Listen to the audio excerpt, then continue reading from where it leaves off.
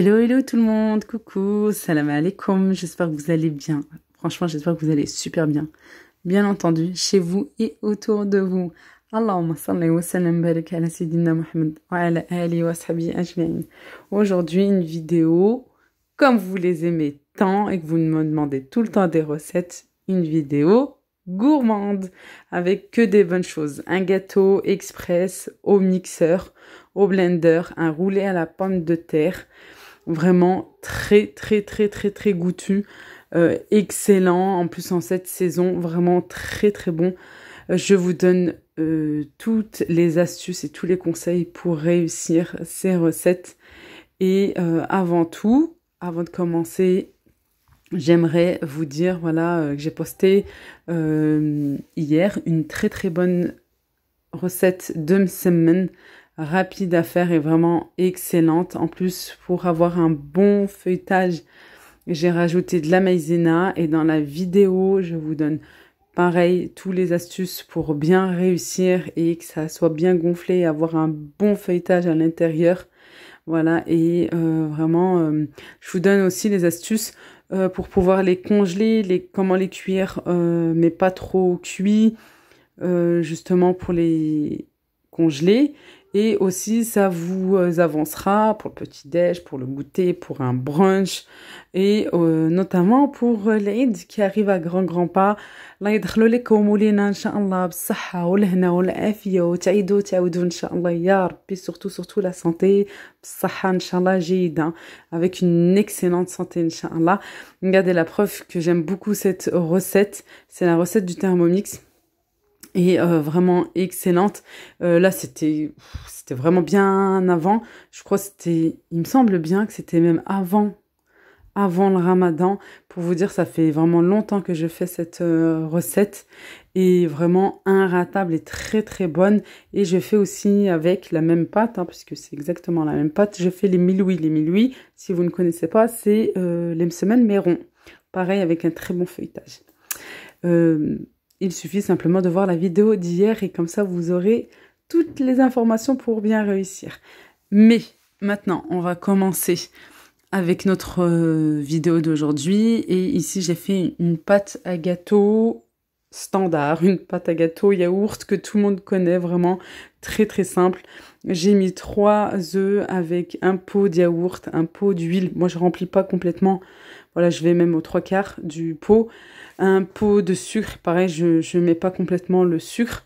Une pincée de sel, un sachet de sucre vanillé ou bien une cuillère à café de vanille liquide. Je mixe bien tout au blender, au mixeur. Je transvase le tout dans un saladier et je rajoute 2 pots et demi de farine, jusqu'à 3, ça dépend la grosseur de vos œufs. Et un sachet de levure. Alors pour la farine, oui, de la levure chimique, bien sûr, un sachet. Pour la farine, je commence par 2 et demi, je mélange et au fur et à mesure, voilà, je regarde si toutefois il faut que je rajoute ou pas de la farine. Et surtout, là je vais rajouter des fruits, je vais rajouter de la pomme. À savoir, quand on rajoute des fruits et qu'on veut bien les voir sur le dessus, en apparence, il faut que la pâte à gâteau soit un petit peu plus dure. Mais attention, pas trop, puisqu'on veut quand même du moelleux dans notre gâteau. Je rajoute vraiment un petit peu plus de farine, un demi-pot par exemple, ou quelques cuillères, et je mélange, et au fur et à mesure, voilà, je vois si c'est assez ou pas. Parce que quand la pâte à gâteau est assez légère, les pommes ou bien les fruits vont venir voilà se déposer au fond du moule et on va pas les voir sur le dessus. Et voilà, ça fait vraiment comme des mini tartelettes, c'est fait exprès. Voilà, j'ai mis dans des moules à tartelettes justement pour faire gâteau tartelette. Voilà, gâteau façon tartelette.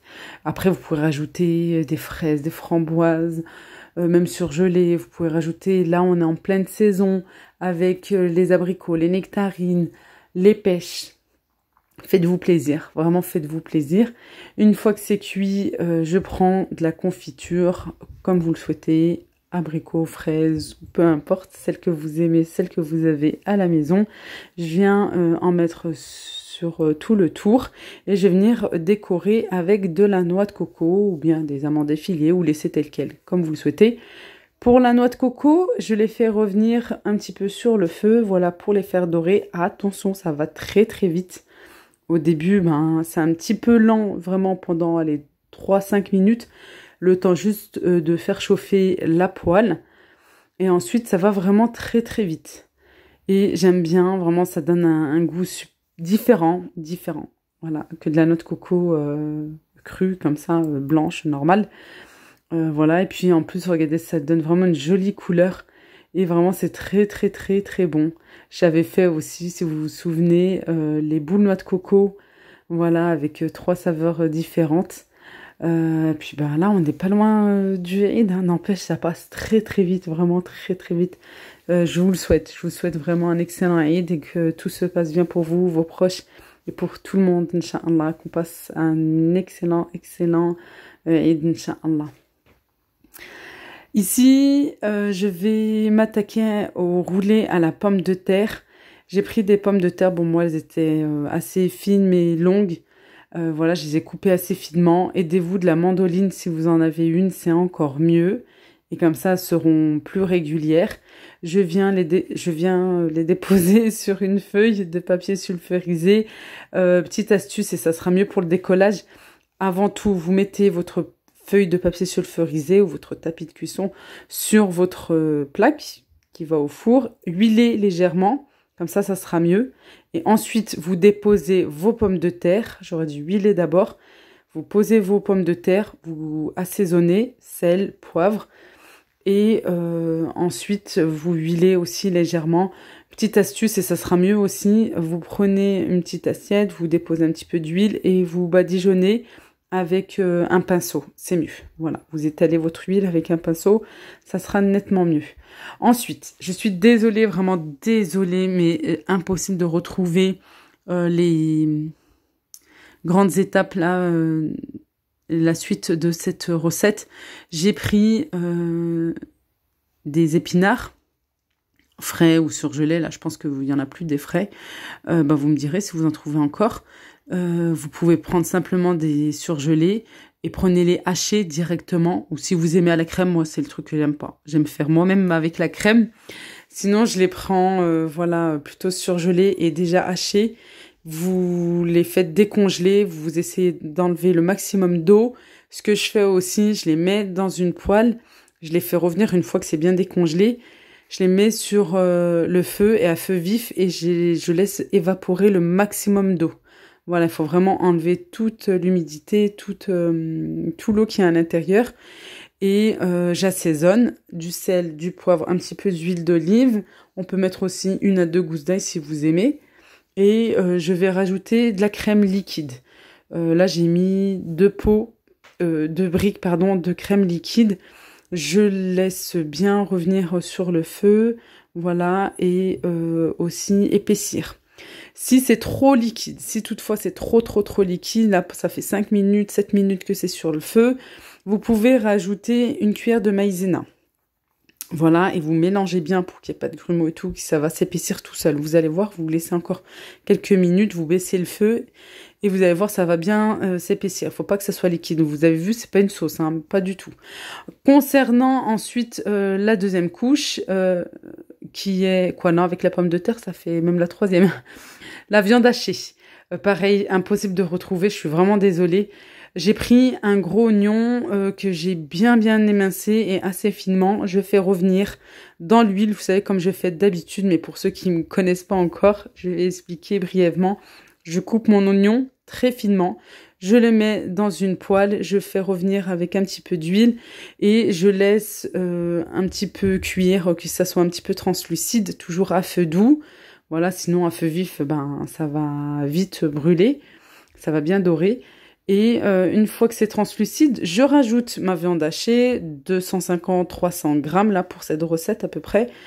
Et pareil, je fais revenir sur le feu avec l'oignon, j'assaisonne du sel, du poivre.